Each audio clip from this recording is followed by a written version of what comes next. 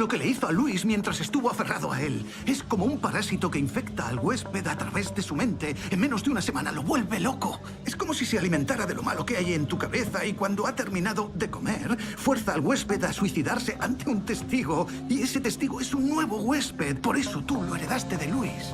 Y antes se lo pasó a Luis, un pólido se suicidó. Fue gradualmente infectado, poseído y asesinado por alguna clase de ser metafísico.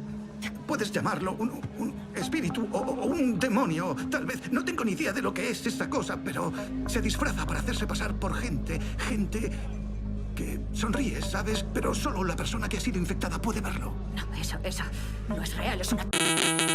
Hay una película muy interesante que trata sobre una entidad parasitaria que va poseyendo a humanos. Les hace ver lo que esa entidad quiere que vean sus víctimas, los hace caer en la locura y hace que vean cómo quienes lo rodean sonríen de una manera maligna, todo para que se quiten la vida. Esta entidad se alimenta del dolor de sus víctimas. Esto es una clara referencia a las entidades parasitarias, arcontes, que parasitan a la humanidad entera. La sinopsis de la película dice lo siguiente: en un pabellón psiquiátrico, la terapeuta doctora Rose Cotter conoce a la estudiante de doctorado Laura Weber, quien le explica que hace poco presenció cómo su profesor se quitaba la vida. Laura afirma que está siendo aterrorizada por una entidad invisible que aparece como varias personas sonrientes y que han predicho su muerte. Laura empieza a gritar y a entrar en pánico y Rose pide ayuda. De repente Laura se tranquiliza de forma anormal y sonríe, para después cortarse el cuello, aterrorizando a Rose. Aquí podemos ver cómo a estas personas que son parasitadas por dichas entidades hiperdimensionales las medican o incluso las encierran en hospitales psiquiátricos. Ya en la entrevista que le hicimos a Jerry Marcinski, un prestigioso psicólogo de Estados Unidos, nos explicó cómo las voces que escuchan los diagnosticados con esquizofrenia en realidad son poseídos por entidades inteligentes que les hacen oír voces y tener visiones. Lo comprobó hablando con las entidades que hablaban a sus pacientes, sin que el paciente lo supiera. En la película, como no tiene forma física, la entidad manipula las percepciones de la víctima, que descubre horrorizada que no puede confiar en lo que ve, oye o hace. Al disfrazarse de las personas más cercanas a sus víctimas, familiares, amigos, incluso psicólogos y terapeutas, la entidad explota los miedos íntimos y los traumas no resueltos. Esta táctica no solo amplifica el horror psicológico, sino que también enfatiza la soledad inherente de quienes padecen esta maldición, que se ven de pronto acosados por los rostros de sus seres queridos, convertidos en seres monstruosos, sus sonrisas familiares contorsionadas en muecas siniestras. What I started doing was started asking the schizophrenics on my caseload what the voices were telling them.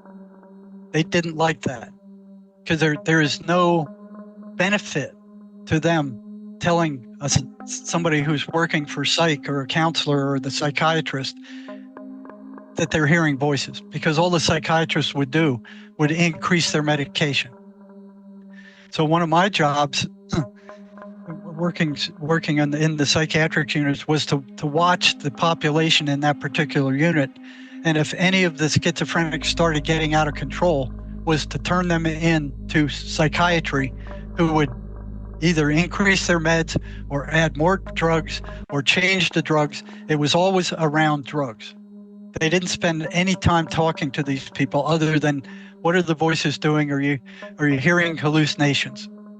So there was no benefit to them telling anybody about the voices. You know, if they tell their friends left them, they got scared, you know, you're possessed, something's really wrong with you, you're really strange, and the friends would leave. If they tell their parents would drag them into the psychiatrist's office. The psychiatrist would say, well, you got schizophrenia, it's incurable, you got to take these meds for the rest of your life, and then they put them on these awful meds that made them feel awful, like zombies. So there, and in the hospital, if they told a nurse or a psych or a counselor that they were hearing voices and having trouble controlling them, they ended up in front of the psychiatrist again, and their medications were again boosted up until they were drooling. I mean, until they were walking zombies. Right? And none of them wanted to feel that way. Right?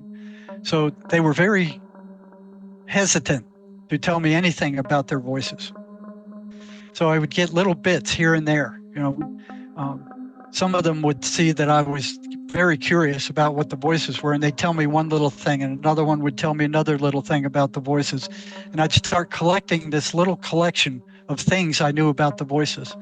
And the more I knew about them, the easier it was to get them to talk to them, because I could approach a new guy on the ward and say, tell me what these voices are telling you. This is what I know. I know they're negative. I know they're anti-religious. All the things I knew about them. And they would see that I was different from the other psychs that would just go, well, they're hallucinations. That I was serious about wanting to know what these things were and what they were telling them. So little by little, I got piece by piece by piece. And the more I learned, the more I could tell them, till I got to the point where I knew more about their voices than some of them did. Okay. And then they would open up, and they would see that I wouldn't turn them into psychiatry unless they were dangerous. So they would give me more information. But one of them got upset when I was asking him about his voices, and he went and told the psychiatrist. The next morning, I was called into the psychiatrist's office, and the psychiatrist was scolding me, saying, "You will not ask these patients about their voices anymore. They're hallucinations. They're not real. And when you ask them about these voices, all you're doing is reinforcing their hallucinations." And he threatened me. That happened twice. Okay. So they didn't want anybody investigating what the voices were. So there was like an unwritten law in the psych hospital that staff don't do anything to upset psychotic patients that they don't have to do. If you were asking questions that wasn't necessary, they don't want to risk upsetting them, because psychiatrists were getting beat up by them. So I think they were afraid of them. They didn't want anybody upsetting them. Okay. So I had to be very careful, because that happened twice. There were two psychiatrists told me, don't be asking them questions. You're upsetting them. And they did get a little bit upset. So I had to really back down and